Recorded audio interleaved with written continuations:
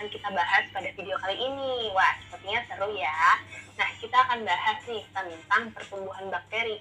Mulai dari definisinya, kemudian apa aja faktor yang mempengaruhi pertumbuhan bakteri, lalu dilanjutkan dengan fase-fase pertumbuhan bakteri, dan beberapa metode pengukuran bakterinya nih, termasuk juga dengan aplikasi soalnya. Jadi, tunggu apa lagi? Langsung kita mulai ya. Nah, jadi kita awali dulu ya dengan apa sih definisi dari pertumbuhan bakteri? Ya, jadi pertumbuhan bakteri yaitu pertambahan kuantitas konstituen seluler dan struktur organisme yang dapat dinyatakan dengan ukuran, diikuti dengan pertambahan jumlah, ukuran sel, berat atau massa, dan lain-lain. Nah, gimana students? Udah mulai kebayang belum nih? Nah, kita bahas lagi ya lebih lanjut. Nah, jadi faktor apa aja ya yang mempengaruhi dari pertumbuhan bakteri itu? Nah, jadi pertumbuhan bakteri ini dipengaruhi oleh beberapa faktor nih student. Di antaranya yaitu, student bisa lihat di slide ya, ada temperatur atau suhu, kondisi atmosfer, nah ini khusus ketersediaan oksigen dan karbon dioksida. Lalu, unsur kimia utamanya sumber karbon atau nitrogen, tekanan osmotik, dan pH. Nah, kelimanya ini memiliki peran yang berbeda loh. Nah, kita bahas satu-satu ya, yaitu dari temperatur atau suhu. Nah, umumnya bakteri itu tumbuh optimal pada suhu tubuh manusia.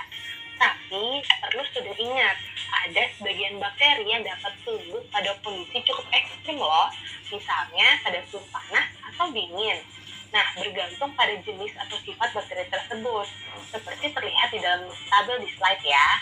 Nah, jadi kalau sudah lihat, dalam tabel itu terlihat beberapa kelompok mikroba yang dikelompokkan berdasarkan suhu kemampuan mikroba tersebut dalam bertahan dan tumbuh. Nah, yang kedua nih students, ada kondisi atmosfer. Nah, keberadaan oksigen ini menjadi hal yang sangat penting loh bagi tumbuhnya bakteri, khususnya bakteri aerob. Dan disebutkan juga keberadaan karbon dioksida lebih dari 10% mampu menghalangi kerusakan akibat bakteri tertentu atau menghambat pertumbuhan bakteri. Namun tetap perlu diingat ya bahwa respon terhadap keberadaan oksigen dan karbon dioksida itu bergantung pada jenis bakterinya. Respon bakteri aerob, anaerob, aerotoleran anaerob, dan fakultatif anaerob tentu aja berbeda. Nah, kita masuk yang ketiga ya, yaitu ada unsur kimia. Nah, ini digunakan untuk sumber energi dan proses biokimia. Untuk pertumbuhan bakteri membutuhkan unsur-unsur kimia sebagai berikut, yaitu seperti karbon, hidrogen, nitrogen, sulfur, dan fosfat loh student. Nah, selain itu juga membutuhkan unsur mikro seperti zinc, ferum, dan kuprum atau tembaga. Nah, kita masuk ke yang keempat, yaitu ada tekanan osmotik. Nah, kalau tekanan osmotik yang tinggi itu dapat menyebabkan air keluar dari dalam sel bakteri. Akibatnya apa? Ya, akibatnya bakteri itu bisa mati atau terhambat pertumbuhannya. Sehingga teknik ini bisa digunakan untuk mengawetkan makanan loh student dengan cara penambahan garam sehingga tekanan osmotiknya bisa naik. Nah, yang kelima itu ada pH. pH optimal untuk pertumbuhan bakteri itu yaitu berada pada pH netral, sekitar 6,5 sampai dengan 7,4. Nah, umumnya bakteri itu tidak dapat tumbuh pada pH terlalu asam ataupun terlalu basa. Jadi, ketahanan terhadap pH ini dimanfaatkan untuk mengawetkan bahan makanan student, misalnya yaitu dengan teknik fermentasi. Oke, sekarang kita masuk ya ke fase pertumbuhan bakteri. Jadi seperti apa ya fasenya? Nah, pertumbuhan bakteri itu terbagi jadi 4 fase utama student, yaitu ada fase adaptasi atau fase lag, lalu fase eksponensial atau fase perbanyakan atau fase log. Nah, dilanjutkan dengan fase statis dan diakhiri dengan fase kematian atau death phase. Nah, keempat fase ini menggambarkan masing-masing aktivitas yang spesifik. Nah, kita bahas satu-satu ya.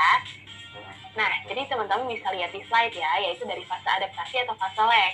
Nah, periode penyesuaian diri bakteri terhadap lingkungan dan lamanya mulai dari 1 jam sampai dengan beberapa hari.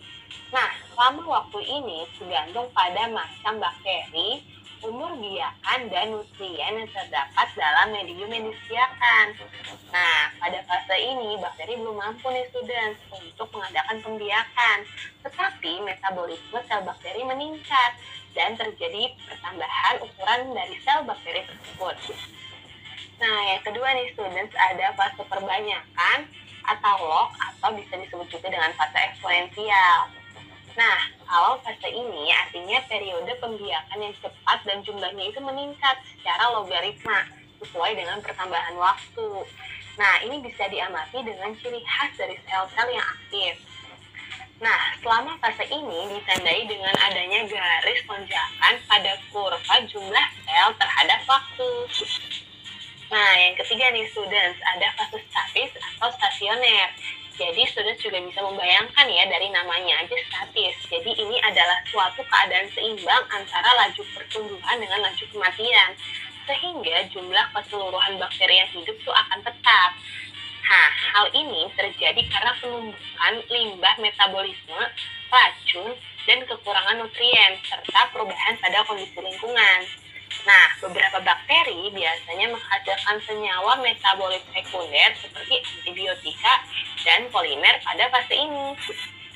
Oke, ini dia fase yang terakhir nih, students, yaitu ada fase kematian atau death. Nah, laju kematian bakteri melampaui laju pembiakan bakterinya.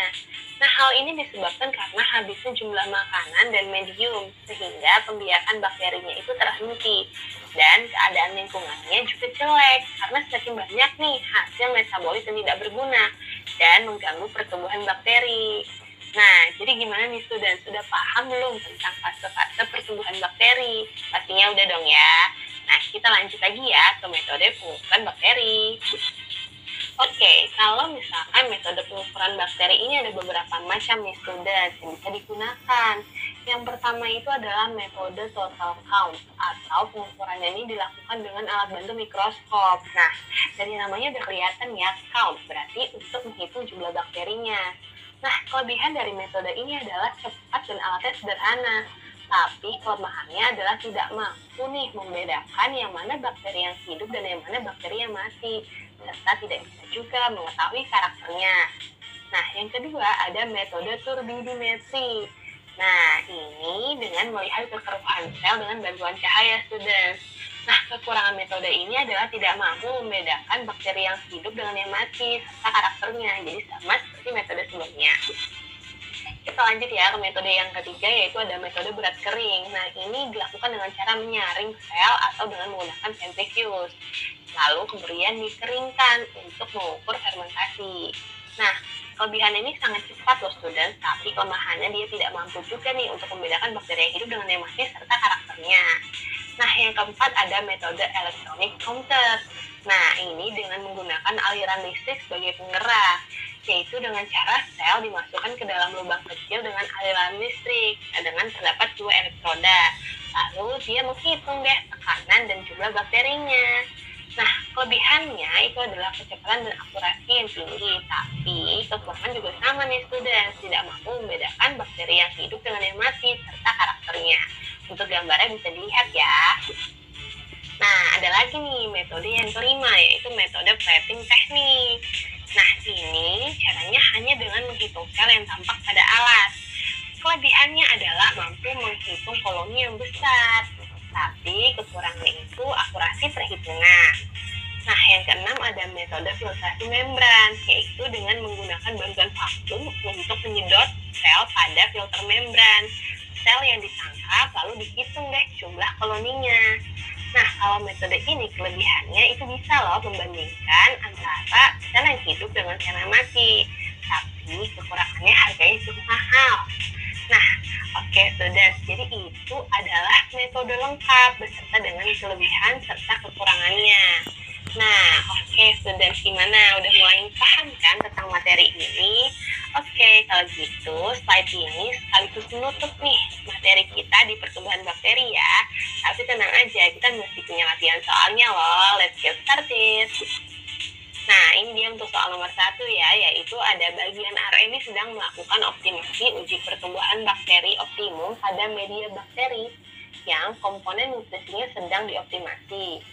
Nah, dari beberapa metode pengukuran pertumbuhan bakteri yang ada, maka metode mana ya yang paling sesuai untuk dapat menghitung jumlah bakteri sekaligus membedakan sel hidup dengan sel mati?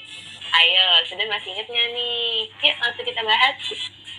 Oke, seperti biasa tak lupa kita menentukan dulu nih keyword dari soalnya itu apa. Yang pertama tadi adalah metode pengukuran pertumbuhan bakteri. Yang kedua adalah menghitung jumlah bakteri sekaligus membedakan sel yang hidup dengan sel yang mati. Nah, kalau sudah ingat, berarti metode yang paling pas untuk pengukuran ini adalah ya, betul, metode filtrasi membran. Nah, karena hanya di metode ini yang mampu membedakan sel hidup dengan sel mati. Gampang kan? Kita lanjut yuk ke soal kedua. Nah, ini untuk soal nomor 2, yaitu teman-teman bisa lihat ya. Jadi ditampilkan data kurva waktu versus jumlah sel yang merupakan kurva pertumbuhan bakteri. Nah, apabila ditampilkan data pertumbuhan bakteri sebagaimana seperti kurva yang tertera di gambar, maka sebut dan jelaskan nama fase dan reaksi yang terjadi pada bagian 3 kurva fase pertumbuhan bakteri tersebut. Gimana, Sedang? Yakin nih, pasti pada bisa semua ya jawabnya. Langsung kita bahas ya. Oke, kita sebut bareng-bareng ya. Jadi, fase 3 itu adalah yap, betul, fase statis atau stasioner. Nah, tadi sudah lihat kan, udah jelas banget tuh gambarnya. Jadi, diulangi lagi ya, jadi fase statis atau stasioner itu adalah fase di mana terjadi keadaan seimbang antara laju pertumbuhan dengan laju kematian. Sehingga jumlah keseluruhan bakteri yang tetap ditunjukkan dengan garis lurus horizontal atau stagnan. Nah, pada kurva tersebut, jadi gimana? Gampang kan ya? Nah, oke deh, kalau gitu sekian materi pertumbuhan bakteri kali ini ya, student. Nah, ini adalah